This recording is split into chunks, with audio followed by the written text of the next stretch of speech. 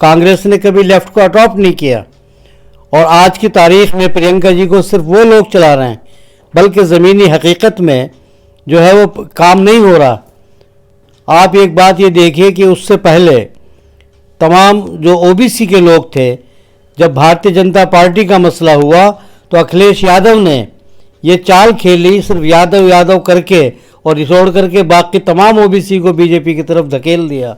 और कांग्रेस उसके बाद भी ओबीसी को अपने साथ नहीं जोड़ पाई, क्योंकि ज़मीनी हकीकत पे काम नहीं हुआ। मैं आज एक बात आपसे बता रहा हूँ, अरे भाई बताइए, लल्लू सिंह जैसे आदमी को आप यूपी का अध्यक्ष बना रहे हैं। मैं कांग्रेस के तमाम पदाधिकारियों से पूछना चाहता हूँ कि वो कोई मिनिस्टर हैं?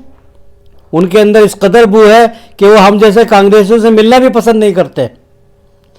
तो आप बताइए, ये रजवाड़ा कल्चर जब तक ख़त्म नहीं होगा कांग्रेस से, कांग्रेस को तो कांग्रेस ही डुबो रही है। रजवाड़ा कल्चर ये ख़त्म हो जाए तो कांग्रेस 2022 में यूपी में नहीं, मैं समझता हूँ आने वाला कोई इलेक्शन भी नहीं हार सकते हम। लेकिन हमें ज़मीनी हकीकत पे काम करना होगा। कांग्रेस का कोई सीनियर हो या कोई जूनियर हो, सबको मिला जुला के चलना होगा। ऐसा नहीं है कि अगर एक आदमी की उम्र 60 साल की हो गई तो आप उसको निकाल के बाहर कर दो या उससे बात ही मत करो। रही माइनॉरिटी कमीशन की बात, माइनॉरिटी कमीशन की कोई मीटिंग का पता ही नहीं चलता कब हुई क्या हुआ। आप ये देखिए कि उत्तर प्रदेश के अंदर इस कदर ओबीसी है, चाहे वो मुस्लिम ओबीसी हो, हिंदू ओबीसी हो, तमाम ओबीसी है, वो मुंह देख रही थी कि जब बीजेपी से वो झटक के आए तो कहाँ जाएं। तब भी कांग्रेस उनका कुछ नहीं कर सकी, अपने पाले में नहीं ले सकी। तो आज भी मैं आपके माध्यम से ये बात कहना चाहता हूँ कि दो लड़कों के भरोसे कांग्रेस नहीं चलेगी। कांग्रेस की विचारधारा में और उनकी विचारधारा में फ़र्क है। कांग्रेसी ही है, वो मरते दम तक कांग्रेस ही रहेगा। आप हमारे खून को अगर जांच करेंगे तो मेरे ब्लड में टीएलसी, डीएलसी, ईएसआर की जगह कांग्रेस निकलेगा। तो मैं आपसे एक बात पूछना चाहता हूं कि हम जैसे को तो वक्त नहीं मिलता, बात करने का टाइम नहीं मिलता। मोहतरम राहुल गांधी जी या प्रियंका जी हम लोगों से तो मुलाकात करना पसंद नहीं करते। बाकी सिर्फ वो दो लड़के जिससे कहेंगे उनसे मिलेंगे।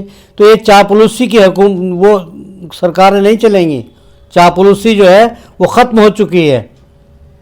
आप ये देखिए कि आज बीजेपी का डाउनफॉल शुरू हो चुका है। बहुत ज़बरदस्त तरीके से बीजेपी डाउनफॉल की तरफ जा रही है।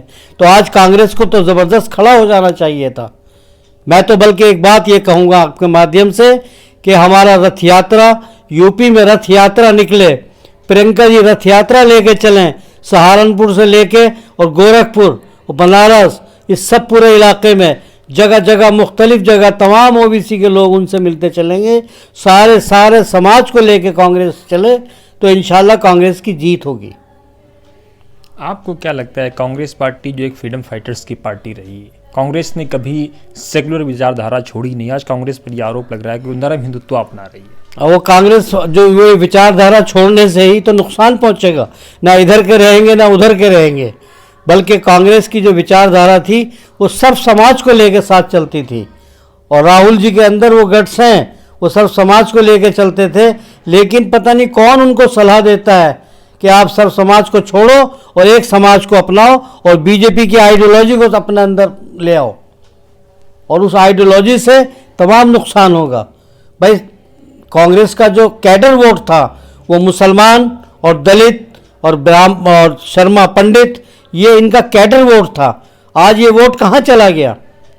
मैं आपके माध्यम से एक बात बताना चाहता हूँ कि 27% दलित वोट है, 14% मुस्लिम वोट है। आप इन दो वोटों को जोड़ लो और ये कांग्रेस का कैडर वोट हमेशा से रहा, 1947 से रहा। आप इस वोट की तरफ तवज्जो नहीं दे रहे और ये वोट को क्षेत्रीय पार्टियों में कभी मायावती ले जाती है, कभी अखिलेश जी ले जाते हैं, कभी वो ले जाते हैं।